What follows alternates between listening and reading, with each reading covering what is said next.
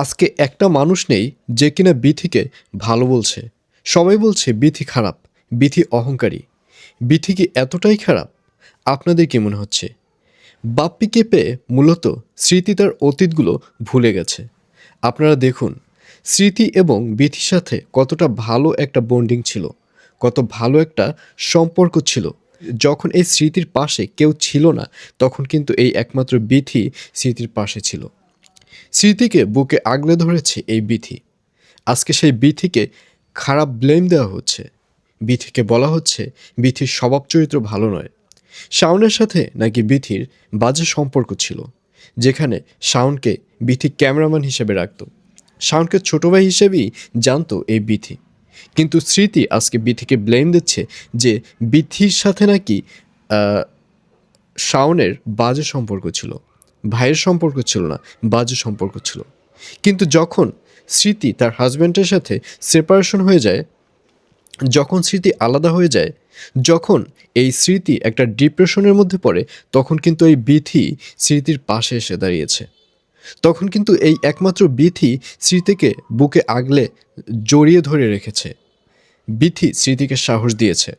বিথিকে বলেছে কি হয়েছে, কিছুই হয়নি, তোর জীবন আরও সামনে অতিক্রম করবে, আরও অনেক জীবন পড়ে আছে তোর সামনে। এই বলে বিথিকে স্মৃতিকে মূলত সোশ্যাল মিডিয়ায় নিয়ে আসে এই বিথি।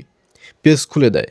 এবং আপনারা খুব ভালো করেই জানেন যে একটা পেজ খুললে হুট করেই কিন্তু সেই পেজ গ্রো হয় না। একটা পেজ খুললে পেজে অনবরত কাজ করতে হয়, পেজে প্রমোশনের প্রয়োজন হয়। যত যা কিছুর প্রয়োজন হয়েছে সব কিছু কিন্তু এই বিথি স্মৃতিকে দিয়েছে। যেহেতু বিথি আগে থেকেই সোশ্যাল মিডিয়ায় পাবলিশড, আগে থেকেই বিথি যেখানে সোশ্যাল মিডিয়ায় ভাইরাল, সেহেতু বিথির পাশাপাশি থাকার কারণে স্মৃতি ভাইরাল হতে বেশি সময় নেয়নি। অল্পর মধ্যেই কিন্তু স্মৃতিকে সবাই চিনে ফেলেছে, যার কারণে বাপ্পির সাথে স্মৃতির পরিচয় হয়, যার কারণে তাদের মধ্যে ফ্রেন্ডশিপ হয়, যার কারণে আজকে বাপ্পি ও স্মৃতি একসাথে থাকার সিদ্ধান্ত নেয়।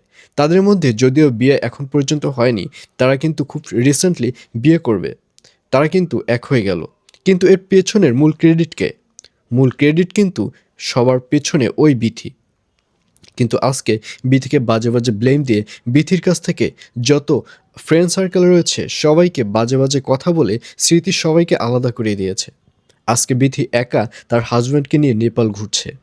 যেখানে বিথি কোথাও গেলে তার পুরো টিমকে নিয়ে যেত, আজকে সেখানে বিথি একা তার হাজব্যান্ডকে নিয়ে নেপাল ঘুরছে। আসলে বিথি কোনো কিছু বলছে না। বিথি যখন বলা শুরু করবে তখন কিন্তু দৌড়ে কুল পাবে না প্রত্যেকটা টিম মেম্বার। কারণ প্রত্যেকটা টিম মেম্বারের নেগেটিভ প্রত্যেকটা সাইড বিথি এবং রাত তাদের দুজনেরই কিন্তু জানা আছে। এবং যখন এখন যেরকম বিথিকে সবাই অপমান করছে, বিথি যখন তাদেরকে নিয়ে অপমান করবে, তাদেরকে নিয়ে যখন মুখ খুলবে, তখন কিন্তু তারা কেউ টিম মেম্বারের কেউই মুখ দেখাতে পারবে না।